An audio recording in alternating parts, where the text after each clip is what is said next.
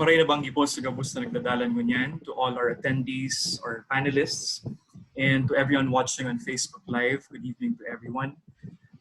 We have to apologize first because this was supposed to be scheduled at 4 p.m., but we had to move it at 6 p.m. due to the scheduled power interruption. For this evening, I'll be delivering a lecture that's actually taken from my graduate thesis, a very small portion of my chapter 3 on Panganiban's sojourn in Barcelona.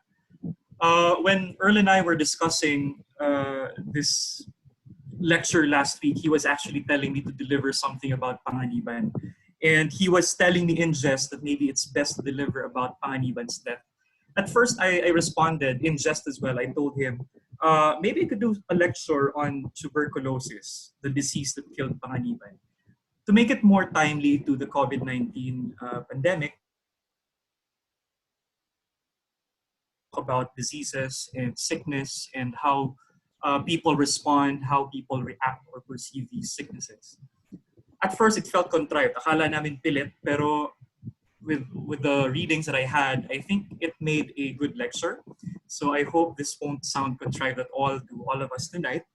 But I'll be delivering a lecture which I titled Romantic Disease or Disease of the Romantic, Jose Maria Panganiban's Untimely Death and the White Plague in 19th Century Europe. So I am Jai. I used to teach research at De La Salle University Integrated School, and I recently finished my graduate thesis on Panganiban. So this is a section from chapter 3.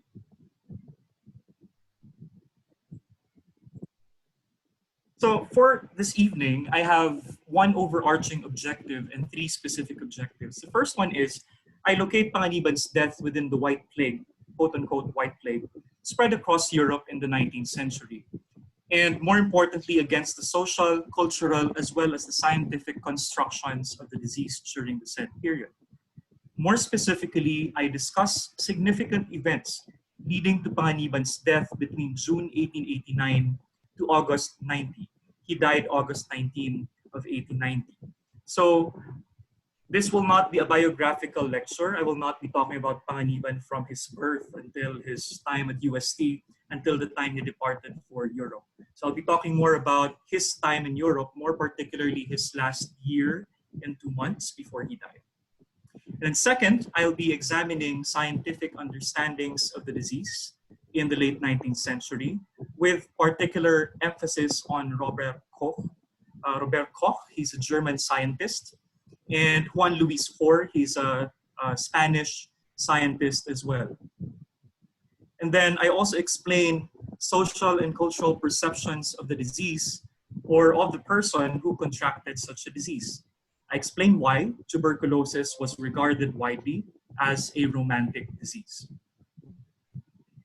Before anything else, some biographical notes on Panganiban. He left the University of Santo Tomas on May 1888 to pursue his medical studies at the University of Barcelona. He was a founding member of Asociación La Solidaridad. He was the editor. If I'm not mistaken, Galicano Apacible was the president of that organization, inaugurated in December 31, 1888. By March of 1889, he became a regular contributor for the organ, La Solidaridad. Graciano Lopez Hines started the periodical on February 15. So a few issues later, Panganiban started contributing articles, beginning with the March 15, 1889 issues. His most salient contributions to the periodical included an essay on press freedom. It's actually very timely given what just transpired earlier this afternoon, the NTC and the ABS-CBN shutdown. Why is the press important? Panganiban was philosophizing on this question. Another salient contribution is his 3-part essay titled La Universidad de Manila. It was a 3-part criticism of his alma mater, UST. He criticized several facets of the university. It's actually the subject of my thesis for my grad school. In the spring of 1889, Panganiban moved residence with Galicano Apacible at Plaza de Estudios. It's very fortunate for our generation, the digital residents, if I may consider myself one, that we have the benefit of digital libraries. So I was able to come up with uh, these pictures. I was able to find these pictures from the Biblioteca Nacional de España. So I was able to visualize where Panganiban revolved during his time in Barcelona, around 1888 to his death in 1890. The first picture that you see at the top left corner is the facade of the University of Barcelona. And then the picture to your right is the Calle Real of Barcelona. Then the picture to your lower left is where he stayed with Gallicano Pasible. That's Plaza de Estudios. So dun siya tumira for a time, I believe from May of 1889 until he died. And then the next picture, the one in the middle, is the picture of the Exposición in Barcelona in 1888.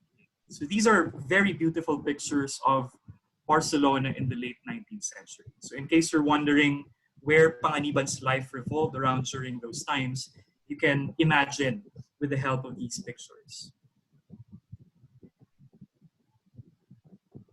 The map that you see there, the right corner, you see at the upper part near number 10, there's a label there that says Rambla Estudios. The building that is situated along that street is where Panganiban lived. So you see here a map of the main thoroughfares of Barcelona in the late 19th century.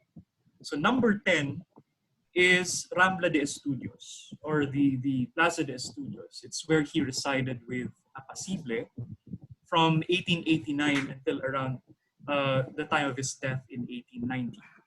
So that's a map of the thoroughfare. So the building, the picture of that building to your left is Rambla or Plaza de Estudios, or in some sources, Plaza de Enseñanza.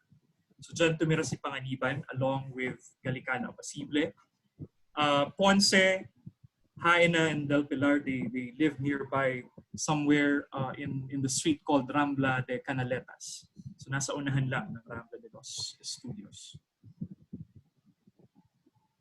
So after having published his 3-part column, La Universidad de Manila in La Solidaridad, Panganiban's health had grown delicate and caused him to stop writing for the periodical, and would later be compelled to abandon his medical studies from the University of Barcelona. Beginning with the June 15, 1889 issue, Panganiban had gone on an indefinite hiatus from the periodical. So he was compelled to stop working for a time.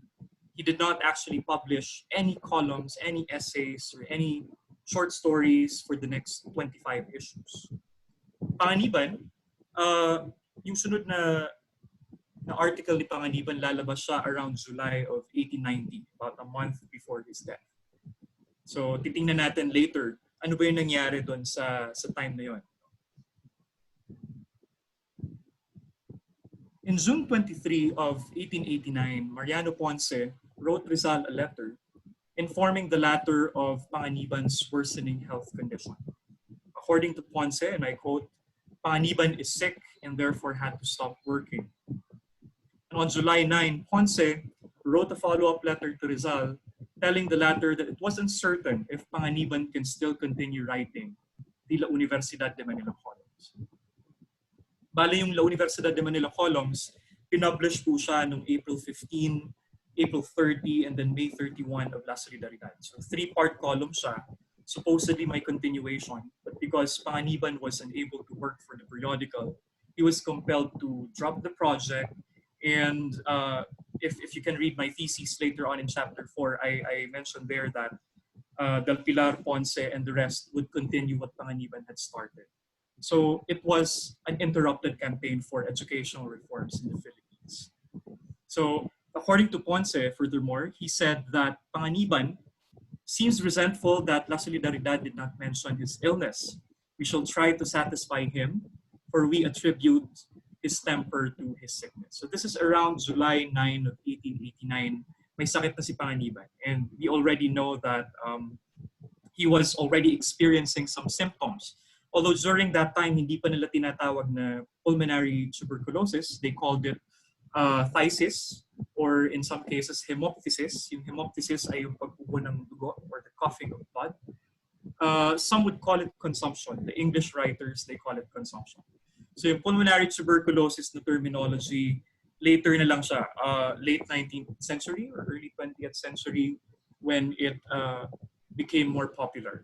Pero before that, it's called phthisis. That's Greek, which means wasting. Wasting. The body is wasting or decaying. Kaya phthisis yung tawag sa disease. So yung tanong natin dito, in the absence of historical sources, what could Panganiban had possibly, what exactly did Panganiban experience during this time, during the time that he was experiencing the symptoms of tuberculosis? So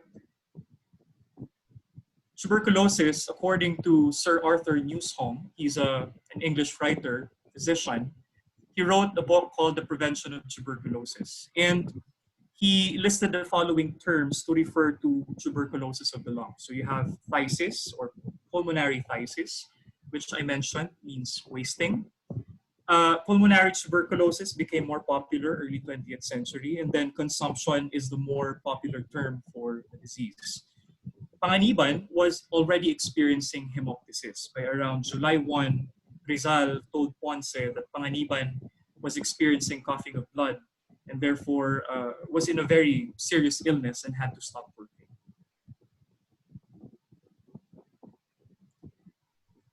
So I do not claim to be a medical expert here. I actually consulted with my MD friends to make sure that I'm giving the correct information. But in a nutshell, pulmonary tuberculosis is a respiratory disease that infects and damages the lungs, which leads to oxygen deprivation. So yung ilan sa mga effects ng tuberculosis, it includes hormonal changes, and it results further into the person or the patient's decrease in appetite, kaya inevitably pumapayat yung pasyente. The body weight, the patient normally loses body weight, and iron production also decreases. Kaya anemic or kung makikita mo yung patient, namumuti, ashen skin, yung description ng mga English writers sa isang tao na merong pulmonary tuberculosis. So anemic yung tao yan. Microbes can spread through the skeletal system as well. So the manifestations or the symptoms can also include back pains. It can also include abdominal pains as well as migraines or headaches or nervous system. At least during that time, this is how tuberculosis was understood. Definitely, with the advancement of science, our physicians would have more things to say about this disease now than before.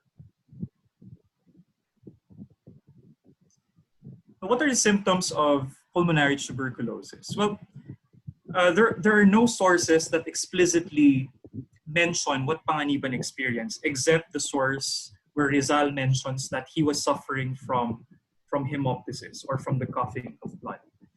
But the other symptoms could also include the following: irritating cough, accompanied by abundant expectoration of mucopurulent material.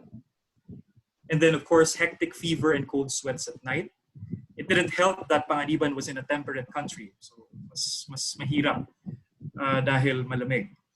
And then emaciation or the state of being abnormally thin. So you just imagine Panganiban being abnormally thin during those times.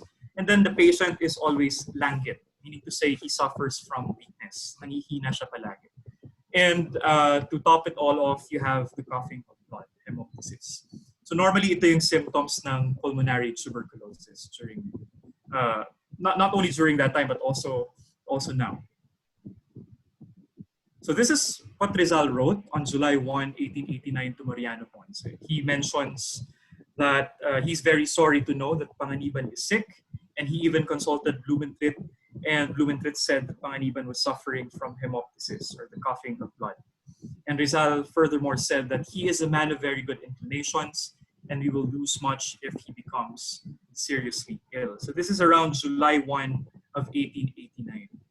So we know for a fact that from June, July 1889, Panganiban was already sick, and therefore he was compelled to lay aside his work.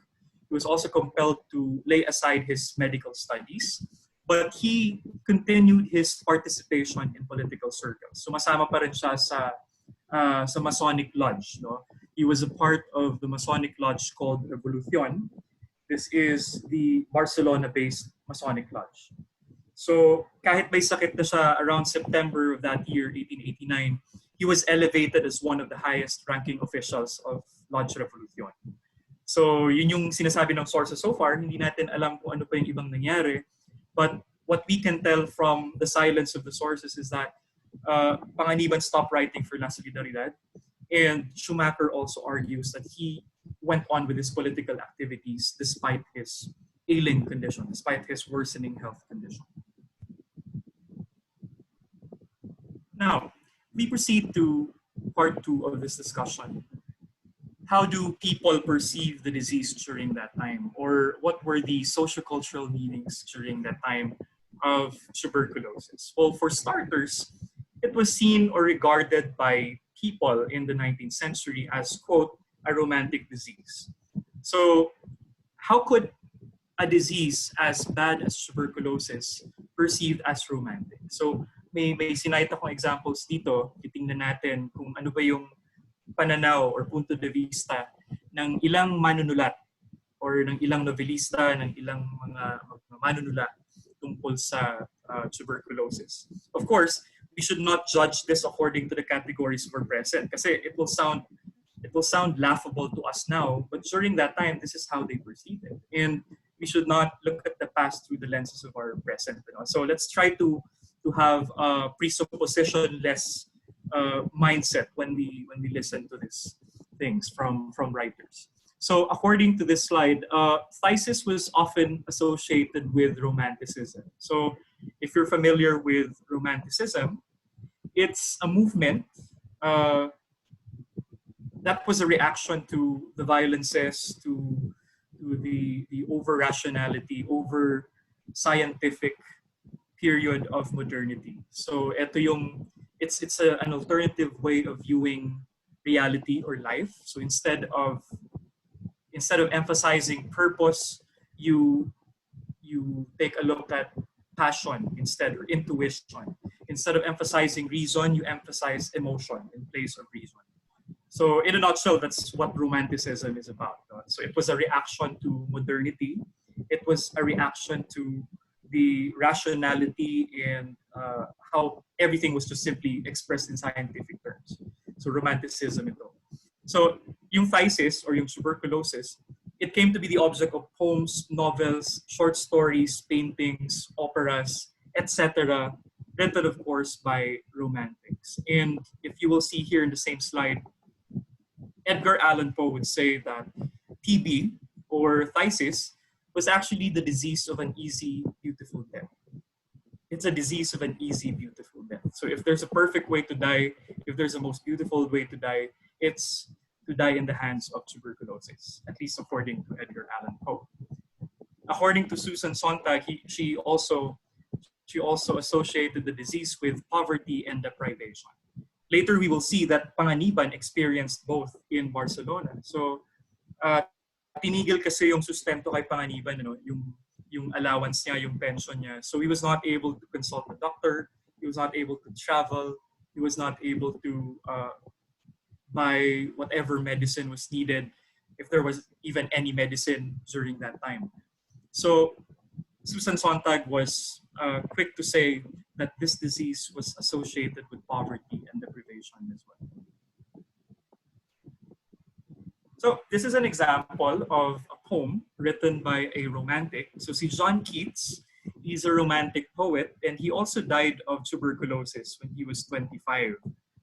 And he wrote this poem, An Ode to a Nightingale, where he mentions, there's a stanza there that is referring to the symptoms of phthisis or tuberculosis. So if I may read the stanza, it reads, fade far away, dissolve and quite forget.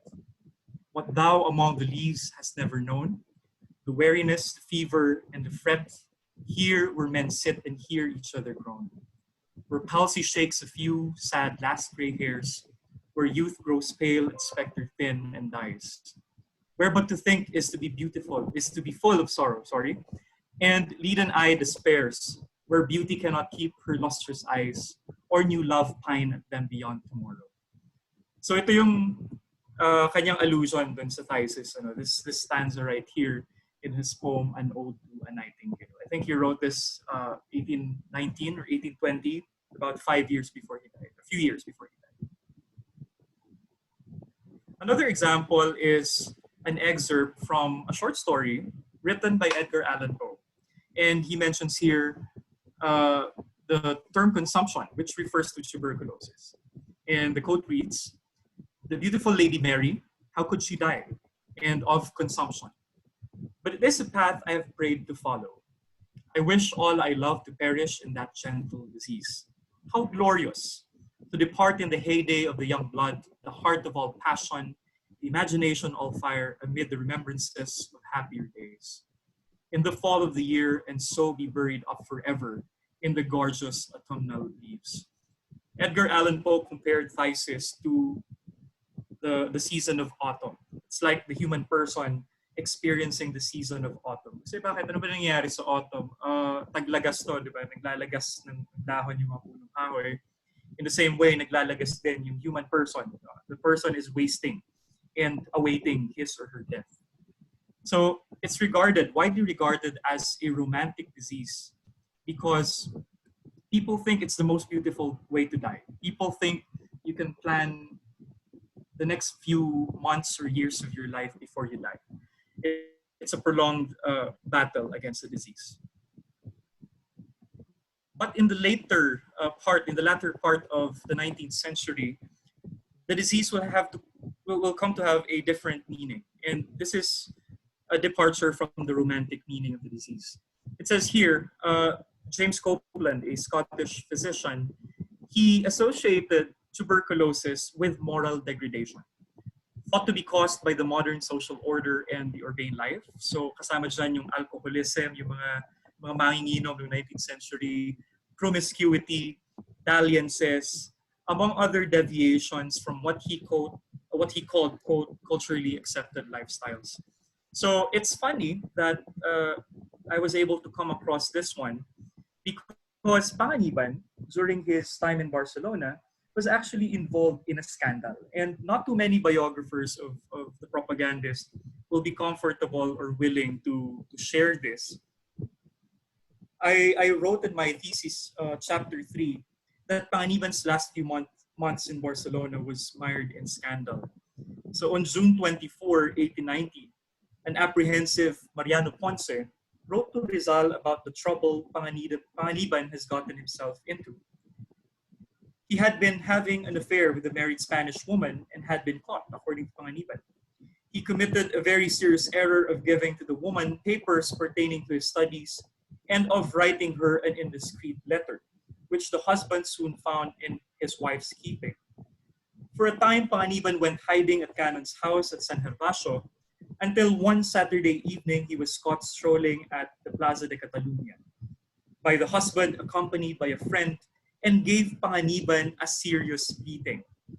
Despite his failing health condition and his frail constitution, Panganiban defended himself with all his might and even knocked one of them down, but a blow to the head sent him bloodied to the ground. So you can just imagine, Panganiban was already weak, he was already languid, he was emaciated, and yet he suffered a beating because of his dalliances, because of his adventures, no? So to speak, romantic adventures. Sabi nga niya ni Teodoro Agoncillo.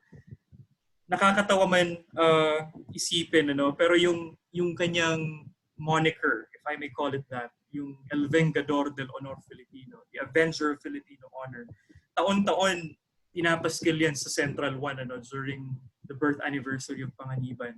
And sometimes I can't help but cringe because it started out as a joke to Graciano Lopez Haina, that moniker, to summarize pretty much his romantic adventures in Barcelona. So it sounds so patriotic, so noble, but it's actually a summary, or it actually captures his dalliances in Barcelona. So the next time you see that banner go up again, let's rethink what it actually means. No?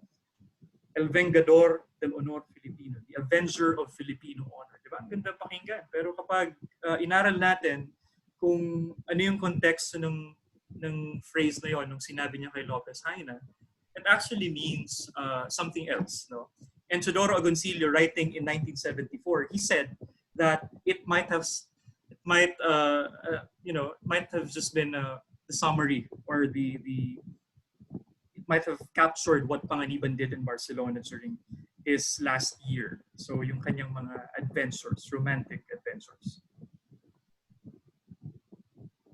Now, going back to this point right here, it was associated with moral degradation. So the scandal actually caught the public eye in Barcelona.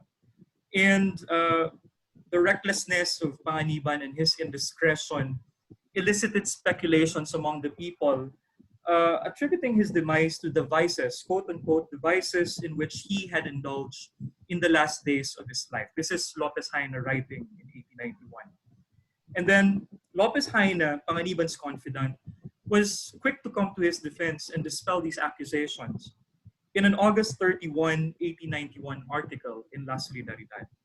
So, sinulat ko po ito sa thesis ko. So, babasahin ko yung part na yun. Ano? Sabi ko dito, setting the record straight, he insisted that his friend died due to the lack of the most necessary, most essential for his convalescence after his prolonged sickness since he came here from Manila. Money for the trip his doctors had advised him to take. So, dinipensahan ni Lopez Haina yung speculations, yung mga haka-haka sa Barcelona, that Panganiban died because of his dalliances or of his promiscuity. So, ina-associate yung tuberculosis sa moral degradation. Kasama dyan yung promiscuity at dalliances. Na, unfortunately, guilty rin naman si Panganiban. At may sources tayo to back to that up.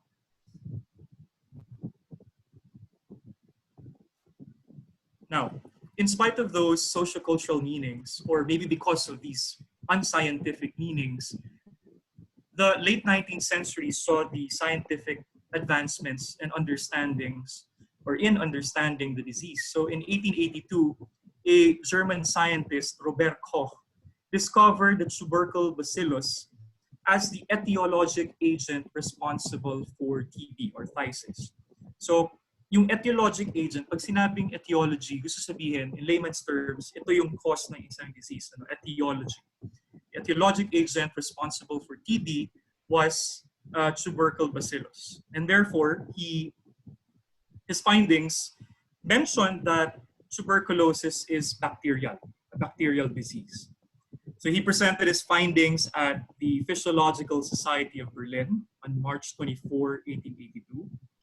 And then he also published his findings in a paper titled Die Etiologie der Tuberkulose in Berliner Klinischen Wochenschrift on April 10, 1882. So it was reprinted actually by Oxford University in December 8, 1982, during the 100th anniversary of Robert Koch's discovery. Bacterial ang tuberculosis. More than being a romantic disease, sabi ni Robert Koch, it's caused by mycobacillus. Furthermore, he mentions that 1 out of 7 humans die of tuberculosis. And he further mentions, and I quote, if the importance of the disease for mankind is measured from the number of fatalities which are due to it, then tuberculosis must be considered much more important than those most feared infectious diseases, such as plagues, cholera, and the like. That's according to Koch. And he concluded that tuberculosis is a bacterial disease. And since they are rod-shaped, he observed it under the microscope, or using a microscope, they belong to the group of bacilli. So mycobacillus, yung bacteria na nagkukos ng tuberculosis. My doctor friends tell me it's airborne, it's contagious, and that it's also endemic in the Philippines. Hindi lang natin siguro alam dahil latent yung sa iba, pero nagmamanifest din ito eventually. Kapag malakas yung immune system, walang problema. Pero kapag immunocompromised ka, meron kang diabetes, for example, if you're pregnant, for example, definitely you're susceptible to having this bacterial disease. So ito yung revolutionary finding ni Koch when it comes to tuberculosis. And it somehow dispelled the romantic notion of the disease. Thankfully, dahil kung romantic pa rin yung pagtingin natin sa tuberculosis, baka gustuhin natin mamatay with this disease pa rin, you know. But with Koch's discovery, we are led to this attitude towards the disease that it's unsanitary, that we have to be more hygienic, that we have to get rid of this bacteria. No? So that's Robert Koch. And he mentions furthermore, up until now, my studies have shown that the characteristic bacillus is always associated with tuberculosis, and that these bacilli can be obtained from tuberculous organs and isolated in pure culture. I was asking my doctor friends, how do you diagnose tuberculosis now? During Panganiban's time, he did not have the benefit of x-rays or vaccines and antibiotics. Yung x-ray, na-invento lang siya noong 1895 ni Wilhelm Röntgen, 1895. The vaccine came around 1921, and the antibiotics, of course, developed much later. So he suffered the disease without the benefit of.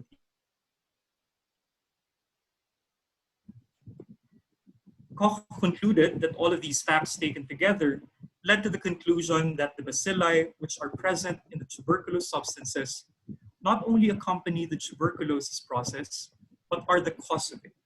And the bacillus, we have therefore the actual infecting agent. So because of this discovery in 1882, sunod-sunod na po yung naging scientific advancements when it comes to the disease. So nagkaroon na tayo ng vaccine pagdating ng 1921. Then of course antibiotics became the go-to prophylaxis, or the prophylaxis kasi kung paano mo gagamutin, how do you treat a certain disease. So dati wala pa nun, wala pa silang benefit ng antibiotics. So ano yung naging reseta ni Rizal? Let's remember that Jose Rizal was a medical doctor.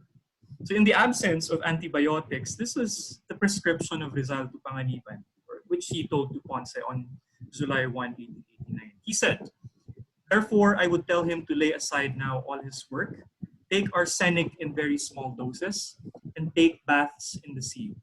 Yung Barcelona po kasi may body of water doon south of the city. So take baths in the sea is one of Rizal's prescription. I'm not so sure if it has an actual, if it's medically sound to say that, no, na baka gumaling if you take bath in the sea. But at least during their time, Rizal thought that it was a good response to the disease. It was a good treatment to the disease. So in conclusion, Panganiban suffered pulmonary tuberculosis at a time when scientific understandings of the disease was relatively new. Bagong-bago pa.